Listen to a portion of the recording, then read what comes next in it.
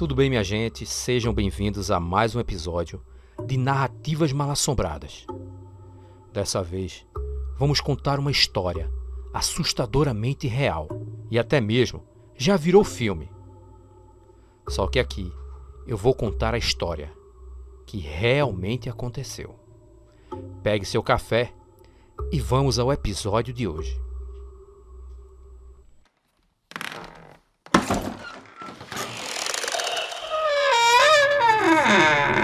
Narrativas Mal-Assombradas.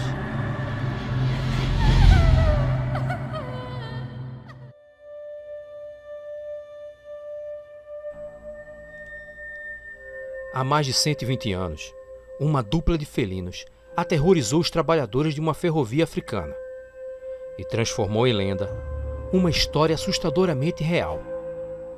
A dos leões, devoradores de homens de Tsavo. O tenente-coronel inglês John Henry Patterson, engenheiro de renome, partiu para a costa leste do continente africano com a missão de supervisionar a construção de uma ponte sobre o rio Tsavo, no Quênia, que daria continuidade à ferrovia de Uganda. Mas ao invés de encontrar apenas a rotina de trabalho e as exuberantes paisagens da África, Patterson acabou protagonizando uma das mais fantásticas experiências já vividas pelo homem na África. Ele enfrentou a fúria da natureza, traduzida na forma de 2 leões de ferocidade incomum, que durante 9 meses e sem nenhum motivo aparente, mataram e devoraram mais de 130 trabalhadores da estrada de ferro. Patterson chegou à cidade litorânea de Mombasa, ponto de partida da ferrovia, em março de 1898, e logo ficou fascinado pela paisagem comum do continente africano. Sua missão era dar continuidade à obra, o que havia alcançado a pequena Tsavo, atualmente transformada em Parque Nacional. Mas poucos dias após sua chegada ao acampamento da obra, a aparente tranquilidade do trabalho foi quebrada por sangue e violência. 2 homens estavam desaparecidos, e seus companheiros diziam, assustados, que eles haviam sido arrancados de suas tendas e devorados por 2 leões. O engenheiro recebeu a notícia com desconfiança e imaginou que, na verdade, a dupla havia sido vítima de ladrões que espreitavam aquela obra. Dias depois, porém, a história se repetiria. Os desaparecimentos tornavam-se cada vez mais frequentes e os relatos cada vez mais assustadores. Patterson ouviu a história de outro nativo que testemunhou que seu companheiro tinha sido levado da tenda por um imenso leão e decidiu checar pessoalmente. Ele localizou o rastro do leão e o seguiu até uma clareira, onde encontrou os restos do homem. Ele estava todo devorado. Ele havia sido devorado quase por completo. Sangue e ossos se misturavam à vegetação. Porém, a cabeça permanecia intacta, à exceção de marcas feitas pelas presas da fera. E pior ainda, os rastros indicavam não um, mas 2 leões, que então passaram a atacar continuamente as tendas dos trabalhadores. Decidido a capturar ele mesmo os leões, já que considerava a vida dos trabalhadores e a continuidade da obra sua responsabilidade, Patterson passou a seguir os rastros feitos pelas feras. Mas a cada tocaia montada, geralmente em árvores, crescia sua frustração. Os leões pareciam adivinhar onde seu algoz os aguardava. E sempre atacavam nos lugares mais improváveis, bem longe da mira da espingarda do engenheiro. Os métodos de caça dos leões tornaram-se tão habilidosos e seus ataques tão precisos e tão bem-sucedidos que os nativos passaram a acreditar que as feras eram, na verdade, espíritos furiosos de 2 chefes de tribos locais. Eles teriam tomado a forma do mais feroz dos predadores para protestar contra a construção da ferrovia em seu território. Seriam, assim, dois demônios invisíveis, chamados de A Sombra e a Escuridão, e que tinham a missão de interromper o avanço do progresso para vingar o insulto em sua terra.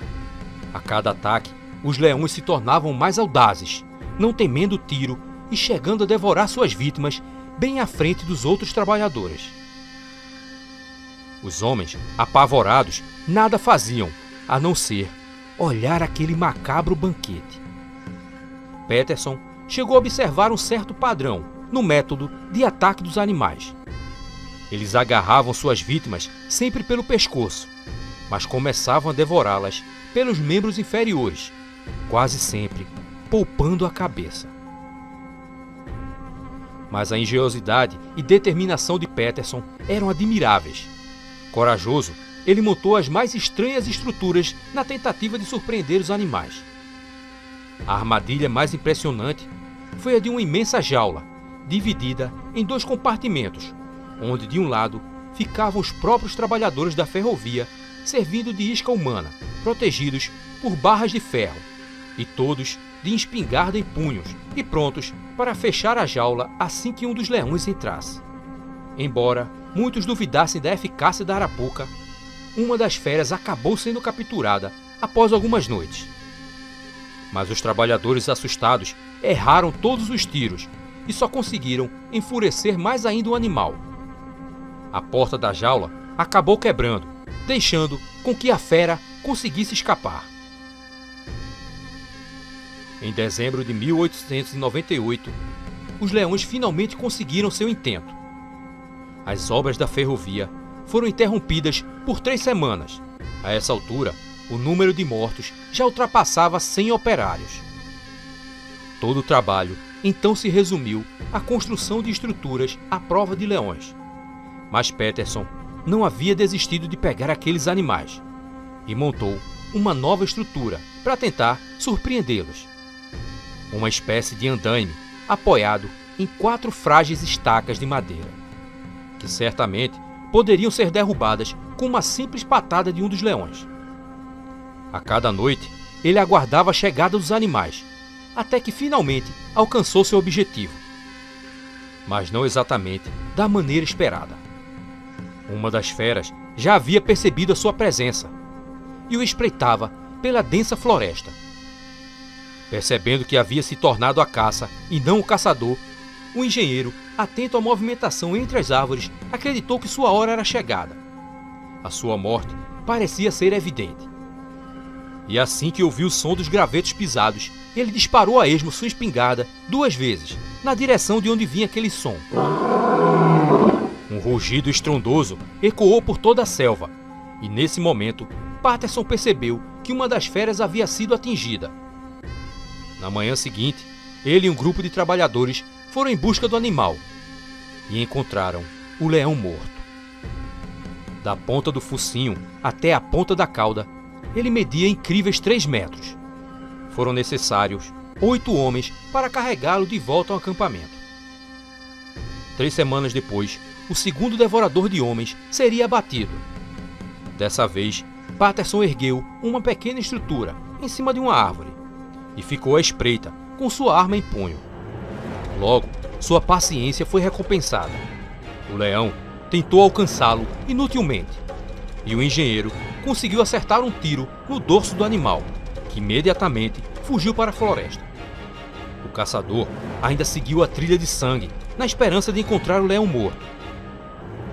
Mas a busca foi inútil, já que por causa do solo rochoso, a trilha logo desaparecia. Patterson seguiu mantendo vigília no mesmo local, até que 10 dias depois de levar o primeiro tiro, o leão voltou a espreitar o engenheiro. Determinado a acabar de vez com a ameaça do devorador de homens, naquela mesma noite, Patterson deixou a segurança da árvore para encarar aquela fera no chão. Ele esperou o animal ficar ao alcance de sua espingarda e disparou no peito. Porém, mesmo ferido, o animal conseguiu voltar para a densa selva. O caçador aguardou impacientemente até o nascer do dia e partiu para terminar o serviço. Foi quando ele percebeu, no meio da selva, que o leão, ainda rugindo de dor, se encontrava à sua frente. Mais um tiro e o animal, surpreendentemente, ainda partiu para o ataque. Outro tiro e novamente o leão voltou à carga, avançando tão rápido quanto sempre. Patterson buscou então o segundo rifle, mas para o seu terror, seu companheiro de vigília havia fugido apavorado e com a arma, deixando ele à mercê daquela fúria do enlouquecido animal. Ele então correu de volta para a árvore, onde havia o outro rifle, e certamente teria sido mais uma vítima do leão, se não fosse pela gravidade dos ferimentos sofridos por aquela fera, que a essa altura já não conseguia ser tão rápida quanto antes, embora mantivesse a ferocidade de sempre. De arma em punho, Patterson disparou mais 3 tiros e finalmente terminou com a ameaça dos demônios. Em fevereiro de 1899, a ponte ficou pronta. Apesar do estado avançado de decomposição das peles, velhas e secas, os restauradores da instituição fizeram um extraordinário trabalho reconstituindo os leões. Na realidade, os leões eram pouco maiores do que estão expostos hoje no museu, devido aos acertos que os restauradores tiveram que fazer nas peles. Até hoje, porém, a ciência não conseguiu explicar claramente os motivos pelos quais os 2 leões atacaram aqueles trabalhadores na ferrovia. A outra possibilidade, que ainda é aceita por boa parte dos nativos de Tsavo, era de que os leões eram realmente demônios encarnados em animais. Para eles, a palavra Tsavo significa lugar de massacre, e nenhum lugar seria melhor para espíritos descerem à terra numa missão de vingança do que aquele. E os trabalhadores daquela ferrovia teriam pago com a própria vida para provar isso. E aí, minha gente, o que vocês acharam dessa história? Bem macabra, hein? Porém, é uma história real. Deixa aí nos comentários o que vocês acharam. E esse texto não é meu, gente. Esse texto eu tirei de uma revista chamada Os Caminhos da Terra. Então, até o próximo vídeo.